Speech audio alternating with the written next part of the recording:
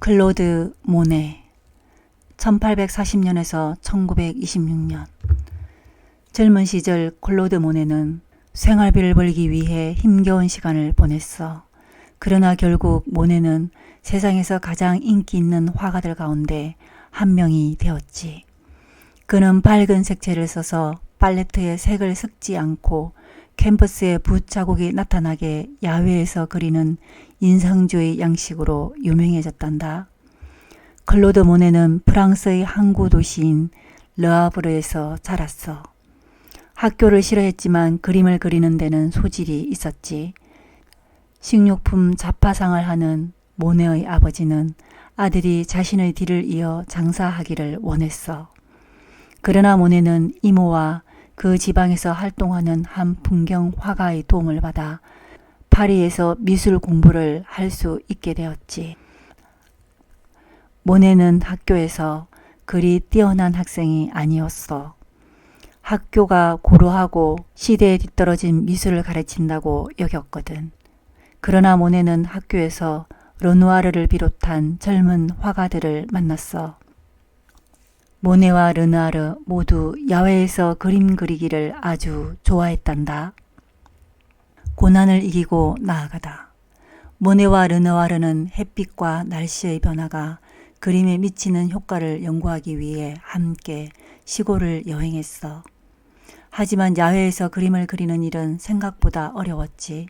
스케치북과 이젤, 캔버스, 붓과 물감, 통들을 짊어져야 했거든.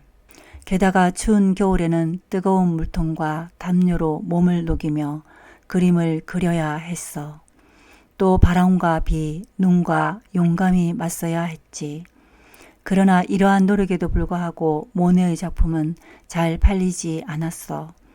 당시 사람들에게 밝은 빛깔과 스케치처럼 붓칠이 드러난 모네의 그림이 너무나 새롭고 충격적이었거든. 그렇다 보니 모네는 한동안 콩만 먹을 정도로 돈에 쪼들렸고 아들이 태어난 뒤 사정은 더 나빠졌어. 모네는 가족을 먹여 살리기 위해 애쓰다가 좌절한 나머지 결국 강물에 빠져 죽을 생각까지 했어. 그러나 친구들에게 도움을 받고 몇 장의 그림이 팔려서 시골의 작은 집을 빌릴 만큼 겨우 돈을 모을 수 있게 되었지. 모네와 아내 카미유는 프랑스에서 전쟁이 일어나기 전까지 그곳에 정착했어.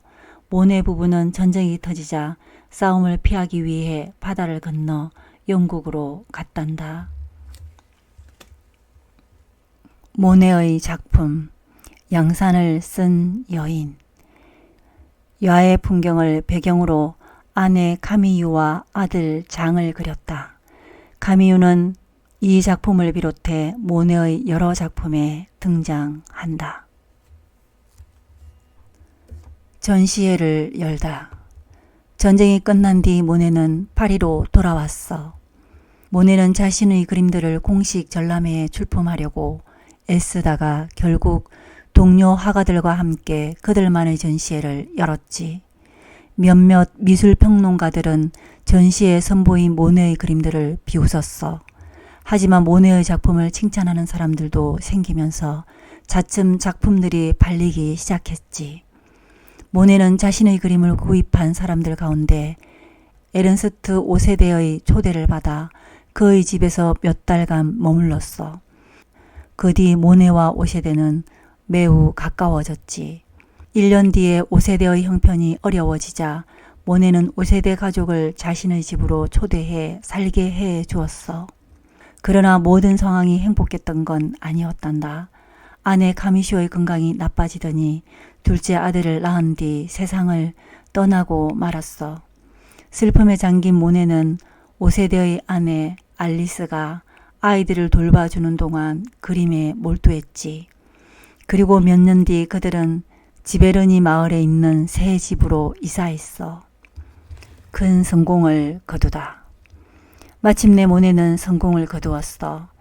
그림은 순조롭게 팔려나갔고 뉴욕에서 열린 전시회는 엄청난 반응을 불러 일으켰지.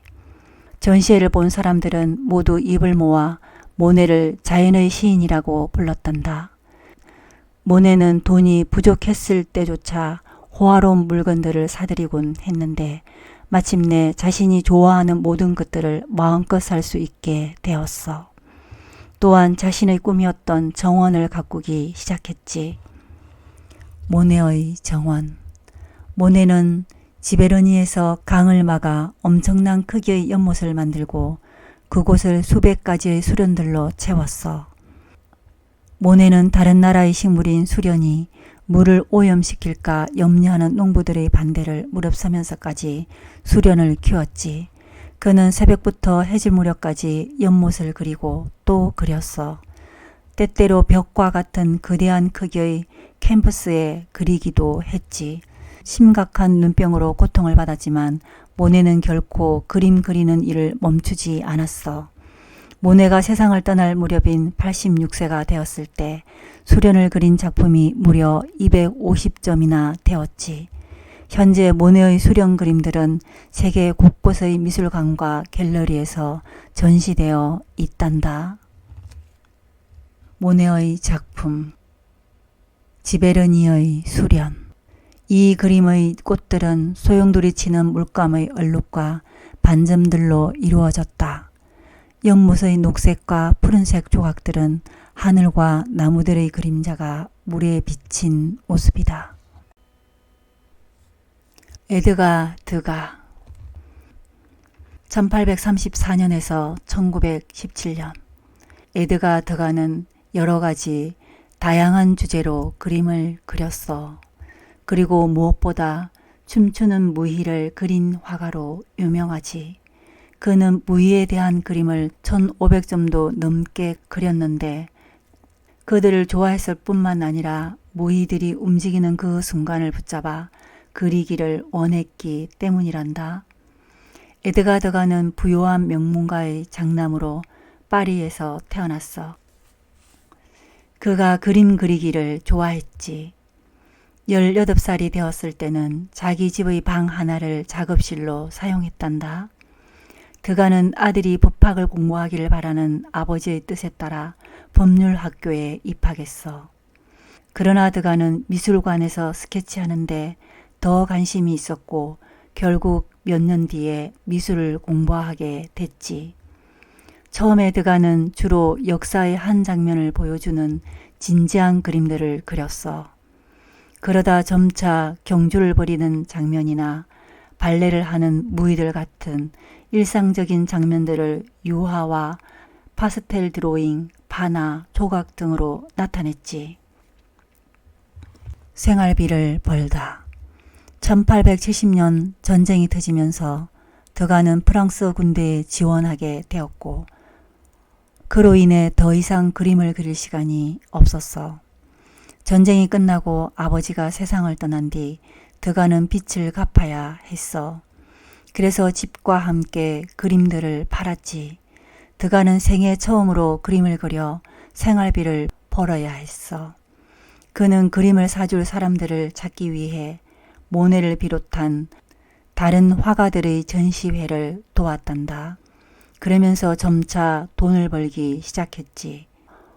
드가는 나이가 들면서 홀로 화실에 틀어박힌 채 온 힘을 기울여 그림을 그렸어. 눈이 나빠져 고통을 겪었지만 세상을 떠나기 직전까지 끈기 있게 스케치와 조각을 했단다. 에드가 드가의 작품 무용교실의 발레리나들.